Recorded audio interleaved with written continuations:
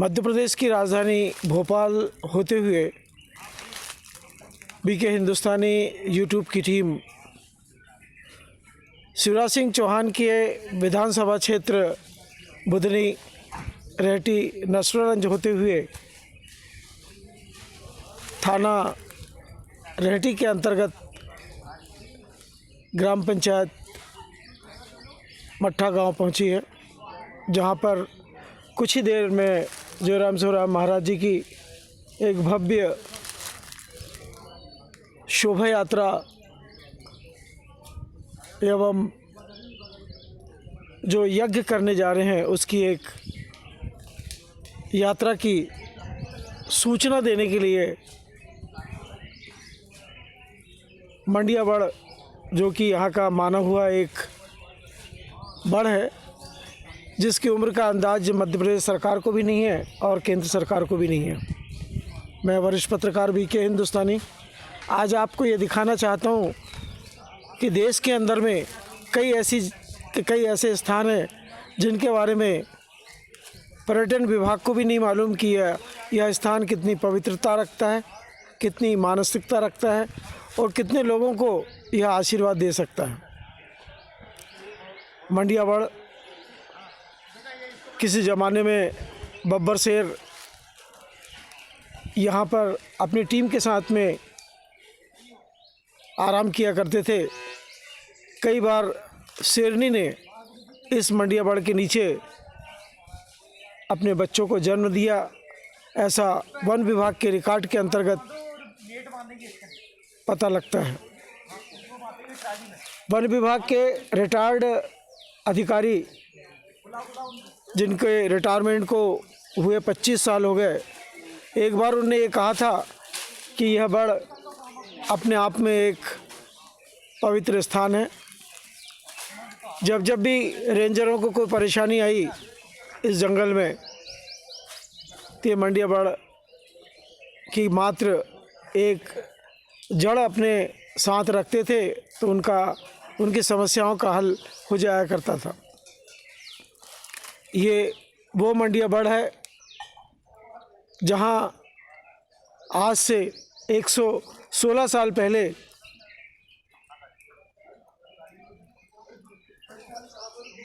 बाबा जागीरनाथ जी ने अपना आसन लगाया था।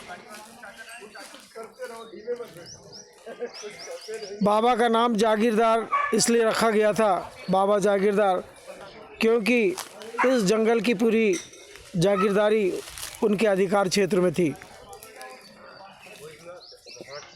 जिस बब्बर शेर को या जिस चीते को बाबा ये कह देते थे कि आज तुम 15 दिन तक इस जंगल में नहीं आना, तो वो बब्बर शेर और चीता कभी भी उस जंगल में 15 दिन तक दिखाई भी नहीं देता था। मैं वरिष्ठ पत्रकार बीके हिंदुस्तानी आपको मध्य प्रदेश सरकार की वन विभाग की जो विशेष जानकारियां हैं वो आज अपने बीके हिंदुस्तानी चैनल के माध्यम से बताना चाहता हूं एवं दिखाना चाहता हूं। जयराम शिवराम महाराज जी, जिनने अपने बाल्यकाल से अभी तक कई आश्रमों को अपने सहयोग से भव्य बनाया। एक समय था, बालकाल में इन्होंने जो लीलाएं दी, उस लीलाओं को आज भी जयपुर के लोग, राजस्थान के लोग और कुछ मध्य प्रदेश क्षेत्र के लोग और देश के लोग जानते और पहचानते हैं और आज भी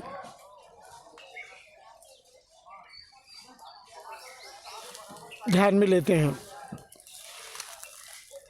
जयराम शिवराम महाराज जी को राजस्थान की मट्टी, राजस्थान के लोग आज भी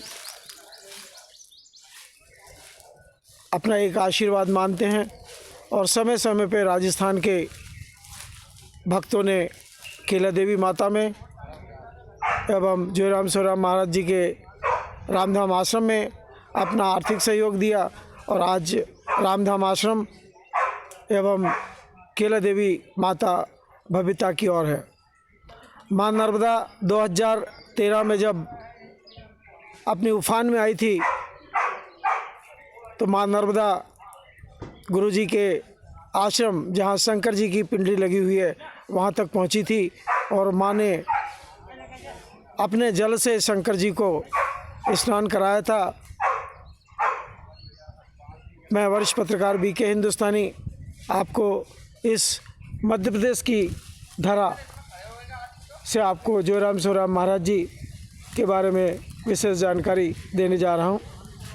कुछ ही देर में यात्रा मंडियागढ़ से रवाना होने वाली है।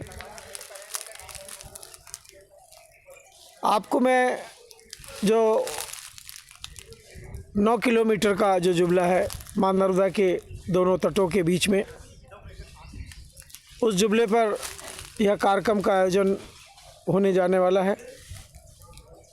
महाराज जी ने 3 कार्यक्रम उस जुमले पे किए हैं। महाराज जी का ऐसा अनुमान है कि इस जुमले में माँ नर्मदा की कुछ ऐसी सिद्ध वस्तुएं हैं जिनको हम पाने के लिए यह प्रयास कर रहे हैं। माँ नर्मदा जब जब भी अपने रूप में आती है तो यह जुमला माता जी के लिए स्थान छोड़ देता है। इस जुमले के कारण होशंगाबाद ज़िले के 115 गांव बचे हुए हैं और 125 गांव सीहोर ज़िले के बचे हैं इस जुमले के कारण। यदि यह जुमला हट जाए तो दोनों साइड के 350 गांव माँ नर्मदा की बहाव में समुद्र में पहुंच जाएंगे, ऐसा नर्मदा घाटी वालों का कहना है। यह भूकंप क्षेत्र है। माँ नर्मदा का दोनों हिस्सा भू विशेषज्ञों के अनुसार कभी भी यहाँ भूकंप आ सकता है, पर माँ नर्मदा की कृपा ऐसी रही है कि भू विशेषज्ञों के का विश्लेषण आज तक प्रमाणित नहीं हो पाया है।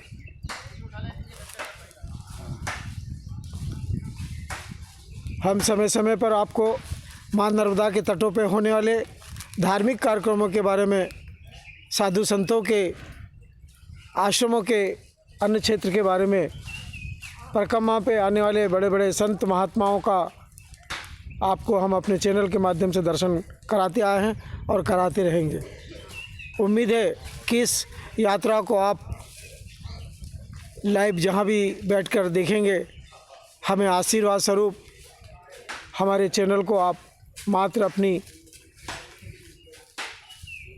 चिली उंगली से, जो सबसे छोटी हाथ की उंगली, उससे दबाकर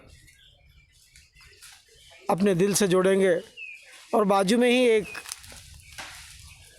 शंकर जी की घंटी लगी हुई बहुत बड़ी, उसे बजाकर हमारे चैनल को पूरा देखने का प्रयास करेंगे।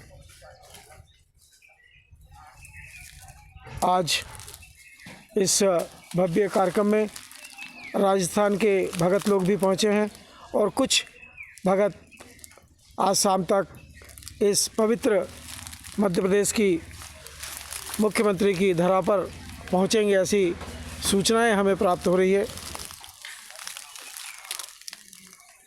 जिस प्रकार से प्रचार किया गया है और जिस प्रकार से महाराज जी के चेलों ने अपनी सेवाएं दी है, उससे ऐसा लगता है कि यह कार्यक्रम एक इतिहास बनाएगा 2023 में। उम्मीद है कि पार्टी के लोग भी आज इस भव्य कार्यक्रम में मंडियागढ़ पहुंचेंगे।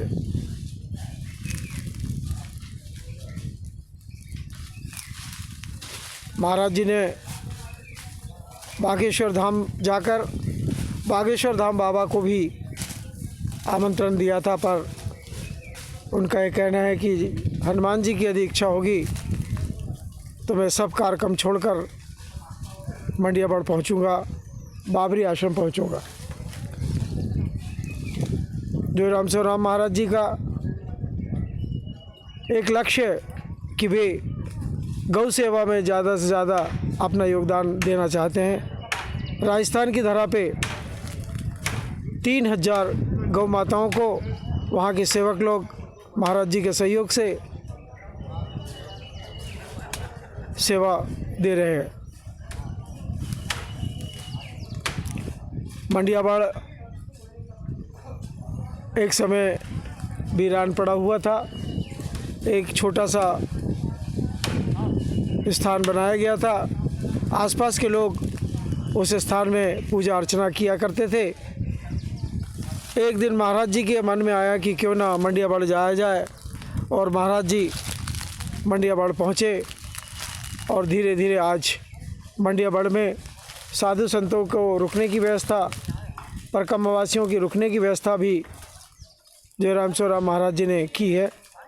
और उम्मीद है आने वाले समय में एक भव्य आश्रम का भी विकास होगा।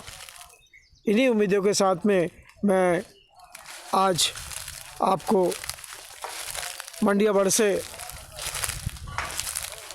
पूरी यात्रा का कार्यक्रम अपने चैनल के माध्यम से दिखाने का प्रयास करूंगा।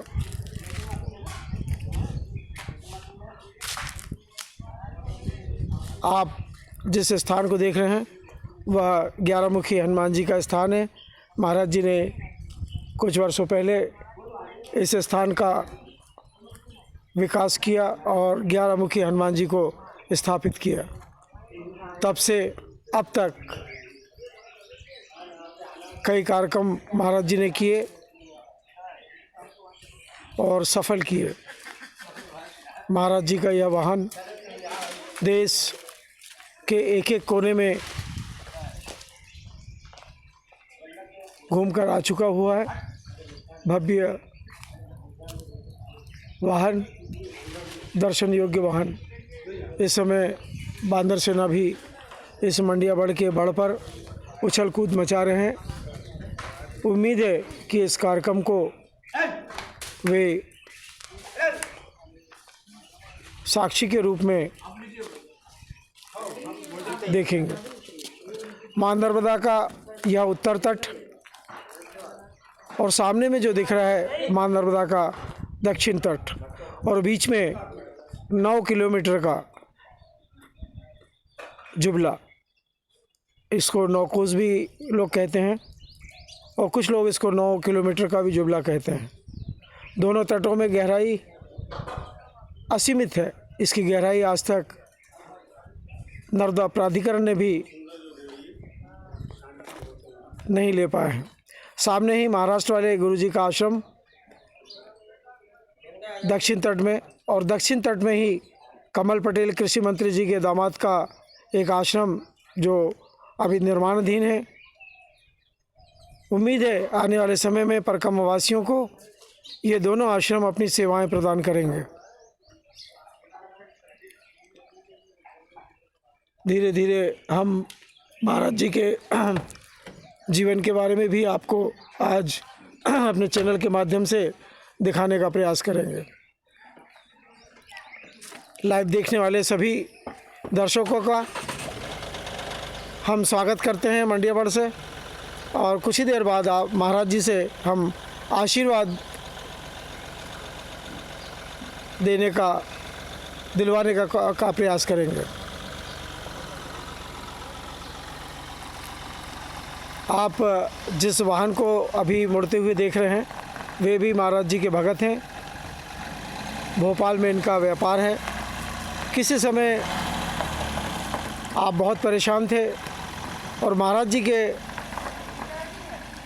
आश्रम आए और वो अपनी परेशानियों का उन्होंने जिक्र किया, और आज वे अपने परिवार के साथ में, अपने व्यापार के साथ में आनंद में हैं, और उम्मीद है वे इसी प्रकार का आनंद लेते रहेंगे। हम अब आपको कुछ देर का ब्रेक देने के बाद ठीक 1 घंटे बाद फिर लाइव दिखाने का प्रयास करेंगे। जय हिंद, जय भारत।